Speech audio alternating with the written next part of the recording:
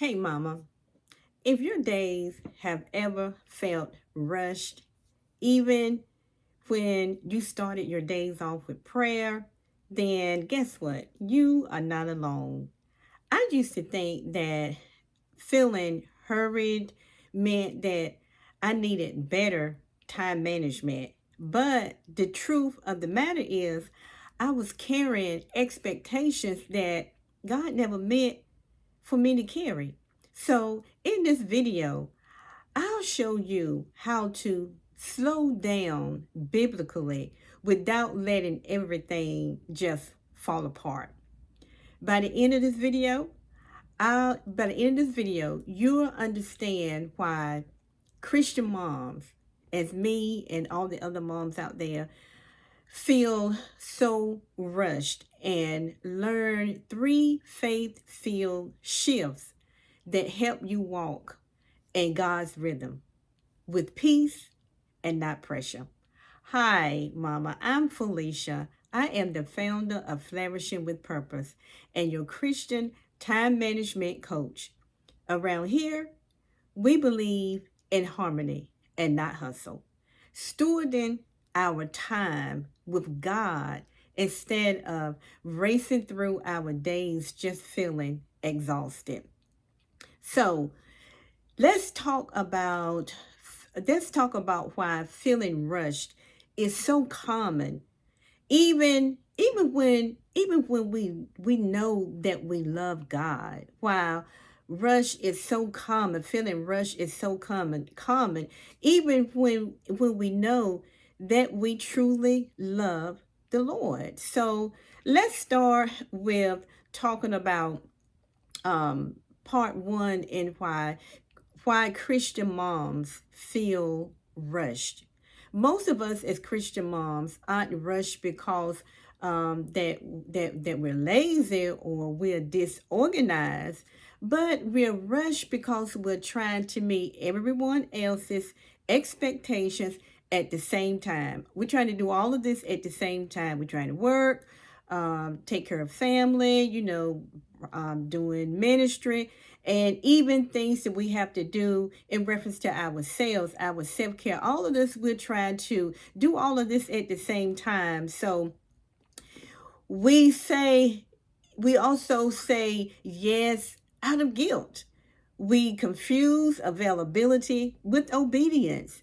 We feel pressured to be present everywhere, seems like at the same time.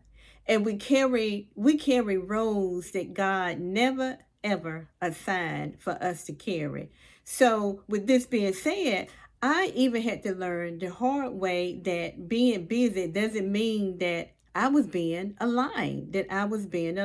So feeling rushed isn't a failure. It's often a signal that something needs to be realigned, that something needs to be realigned. So let's tap into part two that talks about, I want to talk about what does the Bible show us about pace? What does the Bible show us about pace? Now, here's what changed everything for me. Here's what changed a lot for me, that when I realized that Jesus never he never rushed. Jesus never rushed. He withdrew to pray. In Luke 5:16, it says, but Jesus often withdrew to lonely places and prayed. He rested even when needs were still present. Jesus rested even when there were needs of the people that were still present. He moved with purpose and not panic. Can you, if you, while you're reading the word and you are reading about the ministry of Jesus and his life, you will see how he moved with alignment. He moved with purpose. He would not panic. He was never in a hurry. He never panicked, but it was always on purpose and with alignment of the will of the Father. So if Jesus protected his pace, why do we feel guilty doing the same thing? So a hurried life often means we have stepped out of God's rhythm and not his will. We have in a hurried life often means that we have stepped out of the rhythm of God, and we are not in his will. We're not in his will. Part three, let's talk about three biblical ways to slow it down a bit. Three biblical ways to slow down without falling behind.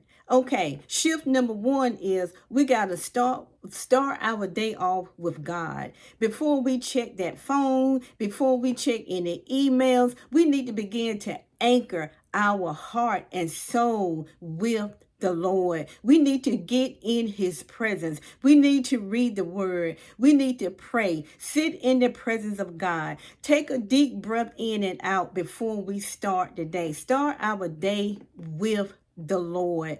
This doesn't take more time. Now, the enemy will make you think that I don't have enough time to do this. The enemy will make you think that you are losing time by seeking ye first the kingdom and his righteousness, and trusting that everything will be added to you in Matthew 6:33, seeking his face first. But that's not true. That's a lie, that you are losing time. This doesn't take more time. I'm gonna tell you what it does. It saves time, because you are giving your day and you are giving your time as unto the Lord. As unto the Lord. Shift number two, replace your to-do list with God-led priorities. Instead of asking, what do I need to do today? Ask the Lord, what matters most today? Lord, what matters most to you today that I need to do? One faith focus, just one faith focus, one family connection, and one meaningful task is what we need to do. One faith focus, one family connection, and one meaningful task. Because clarity saves time. Overwhelm, it's going to steal your time. Clarity saves time.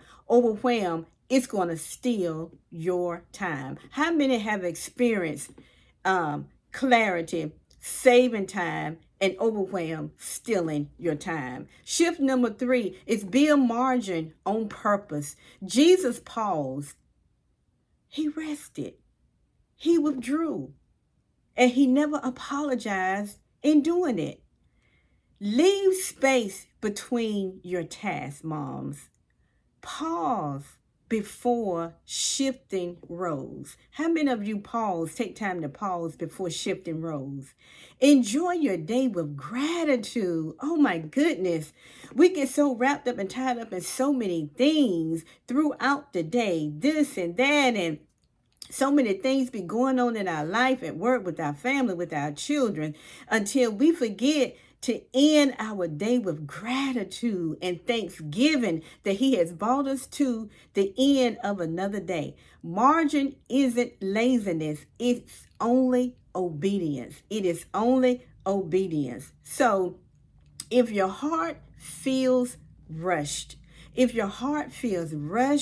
you might be carrying, moms, you might be carrying more than God asked you to carry. I'm sure many of you out there have experienced this. So, mama, let me encourage you on today. Slowing down doesn't mean falling behind. And I had to get an understanding and clarity of that. Slowing down doesn't mean that you're falling behind. It means you are walking with God instead of running ahead of him. You're walking with God instead of running ahead of him. You don't need a perfect routine. We don't need a perfect routine. We need a God-centered rhythm. So if this has encouraged you, hit the subscribe for more faith-filled encouragement each week. And if you're ready to reset your rhythm, download my free 7-day flourishing devotional. The link is below, and it is designed to help you to reconnect with God's peace one day at a time. Thank you so very much for joining me on today. And I look forward to connecting with you on the next video. Be blessed.